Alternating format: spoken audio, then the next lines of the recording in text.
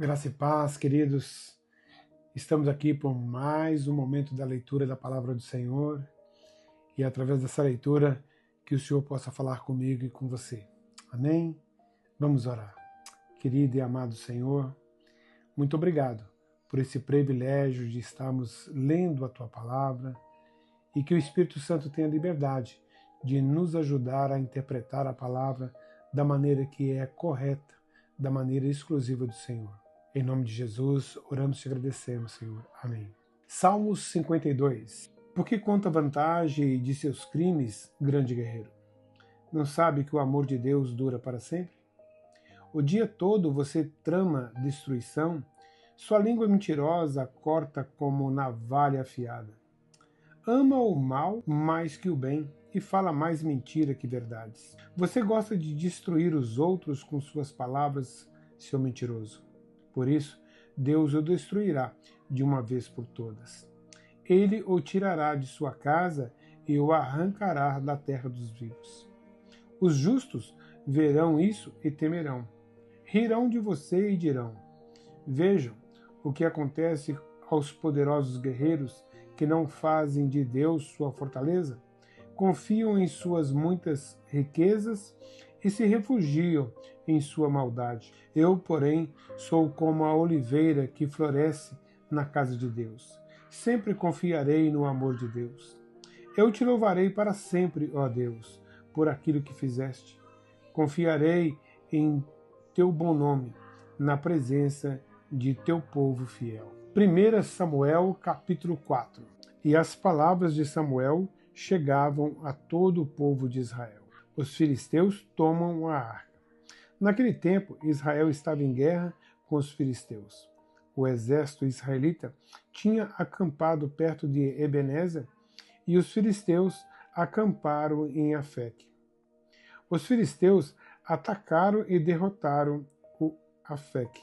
Os filisteus atacaram e derrotaram o exército de Israel. Naquele tempo, Israel estava em guerra com os filisteus. O exército israelita tinha acampado perto de Ebenezer, e os filisteus acamparam em Afeque. Os filisteus atacaram e derrotaram o exército de Israel, matando cerca de 4.000 homens. Terminada a batalha, os soldados voltaram para o acampamento e as autoridades de Israel se perguntaram: por que o Senhor causou nossa derrota diante dos filisteus? Vamos trazer a arca da aliança do Senhor desde Siló, para que esteja conosco e nos livre do poder do inimigo.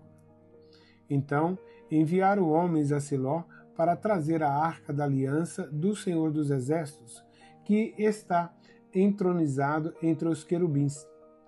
Ofni e Finéias, os dois filhos de Eli, acompanharam a arca da aliança de Deus. Quando todos os israelitas viram a arca da aliança do Senhor entrando no acampamento, soltaram gritos de alegria tão altos que fizeram o chão tremer. O que está acontecendo? Perguntaram os filisteus. Que significam esses gritos no acampamento dos hebreus? Quando souberam que era porque a arca do Senhor havia chegado, entraram em pânico. Os deuses vieram ao acampamento deles. Disseram: estamos perdidos. Nunca enfrentamos uma coisa assim antes. Estamos perdidos. Quem nos salvará desses deuses poderosos? São os mesmos deuses que destruíram os egípcios com pragas quando Israel estava no deserto? Tenham coragem, filisteus. Sejam homens. Do contrário, acabaremos como escravos dos hebreus, assim como eles se tornaram nossos escravos. Sejam homens e lutem. Então os filisteus saíram para a batalha e Israel foi derrotado. A matança foi grande. 30.000 soldados israelitas morreram naquele dia. Os sobreviventes deram meia volta e fugiram para suas tendas. A arca de Deus foi tomada e Ofni e Finéias, os dois filhos de Eli, foram mortos. A morte de Eli. Um homem da tribo de Benjamim correu do campo de batalha e chegou a Siló ainda naquele dia. tinha rasgado suas roupas e colocado pó sobre a cabeça. Eli estava sentado numa cadeira ao lado da estrada, esperando para ouvir as notícias da batalha, pois seu coração tremia pela segurança da arca de Deus. Quando o mensageiro chegou e contou o que havia acontecido, gritos ressoaram por toda a cidade. Eli ouviu os gritos e perguntou: "O que é esse barulho todo?" O mensageiro correu até Eli e contou-lhe a notícia. Eli estava com 98 anos e já não conseguia enxergar. "Acabo de chegar do campo de batalha", disse o mensageiro. "Fugi de lá hoje mesmo." Ele perguntou: "O que aconteceu, meu filho?" O mensageiro respondeu: "Israel foi derrotado pelos filisteus e o povo foi massacrado. Seus 2 filhos, Ofni e Finéias, também morreram e a arca de Deus foi tomada." Quando ele mencionou o que havia acontecido com a arca de Deus, Eli caiu da cadeira para trás ao lado do portão, quebrou o pescoço e morreu, pois era velho e pesado. Havia sido juiz em Israel durante 40 anos. A nora de Eli, esposa de Finéias, estava grávida e perto de dar luz. Quando soube que a arca de Deus havia sido tomada e que o sogro e o marido estavam mortos, teve contrações violentas e deu à luz. Ela morreu no parto, mas antes de falecer, as parteiras tentaram animá-la. "Não tenha medo", disseram. "Você teve um menino", mas ela não respondeu, nem se importou. Deu ao menino o nome de Icabode e disse: "Foi-se embora a glória de Israel", pois a arca de Deus havia sido tomada e seu sogro e seu marido estavam mortos. Disse ainda: "Foi-se embora a glória de Israel", pois a arca de Deus foi tomada. 1 Samuel, capítulo 5. A arca em território filisteu. Depois que tomaram a arca de Deus, os filisteus a levaram do campo de batalha em Ebenezer para a cidade de Asdod. Levaram a arca de Deus para o templo de Dagon e colocaram ao lado de uma estátua de Dagon. Contudo, na manhã seguinte, quando os moradores de Asdod se levantaram, viram que Dagon estava caído, com o rosto em terra diante da arca do Senhor. Então levantaram Dagon e o puseram de volta em seu lugar. Na manhã do outro dia, porém, viram que tinha acontecido a mesma coisa. Dagon estava caído novamente, com o rosto em terra diante da arca do Senhor. Dessa vez, a cabeça e as mãos de Dagon tinham se quebrado e estavam junto à porta de entrada. Somente o corpo permaneceu intacto. Por isso, até hoje, os sacerdotes de Dagon e aqueles que entram em seu templo, em Asdod, não pisam na soleira da porta. Então, a mão do Senhor pesou sobre os moradores de Asdod e dos povoados vizinhos e os feriu com uma praga de tumores. Quando o povo de Asdod viu o que estava acontecendo, exclamou: "Não podemos mais ficar com a arca de Deus de Israel. A mão dele pesou sobre nós e sobre Dagon, nosso Deus." Então reuniram os governantes das cidades dos filisteus e lhes perguntaram: "O que devemos fazer com a arca do Deus de Israel?" Os governantes responderam: "Levem a arca para a cidade de Gate." Então levaram a arca do Deus de Israel para Gate. Mas quando a arca chegou a Gate, a mão do Senhor pesou sobre a cidade, ferindo com uma praga de tumores os homens de lá, tanto os jovens como os velhos, e houve grande pânico. Por isso, enviaram a arca de Deus para a cidade de Ecrom. Mas quando os habitantes dali viram que ela entrava na cidade, exclamaram: "Por que estão trazendo a arca de Deus de Israel para cá? Querem matar todo o nosso povo?"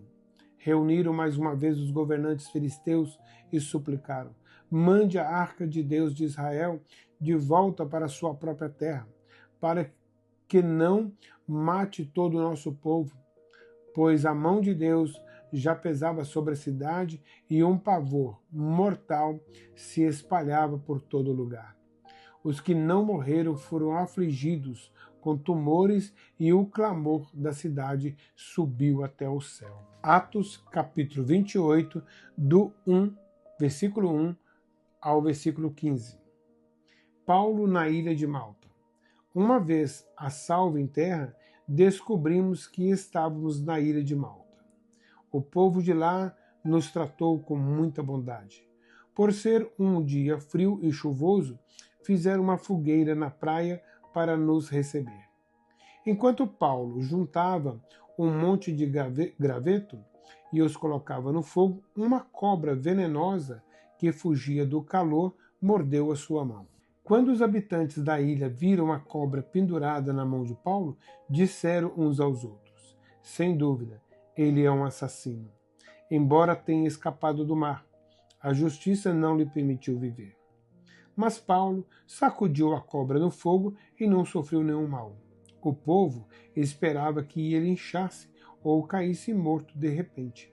No entanto, depois de esperarem muito tempo e verem que nada havia acontecido, mudaram de ideia e começaram a dizer que ele era um deus. Perto da praia havia uma propriedade pertencente a Públio, a principal autoridade da ilha.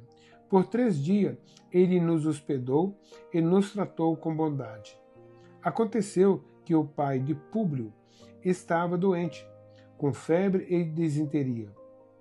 Paulo entrou, orou por ele e, impondo as mãos sobre sua cabeça, o curou. Então os demais enfermos da ilha vieram e foram curados.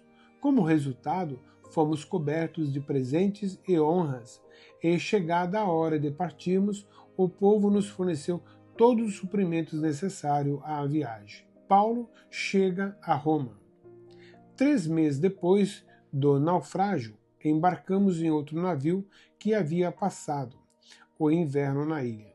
Era um navio alexandrino, que tinha na parte da frente a figura dos deuses gêmeos. Aportamos em Siracusa, onde ficamos 3 dias. Dali navegamos até Régio. Um dia depois, um vento sul começou a soprar, de modo que no dia seguinte prosseguimos até Puteoli. Ali encontramos alguns irmãos que nos convidaram a passar uma semana com eles. Depois fomos para Roma.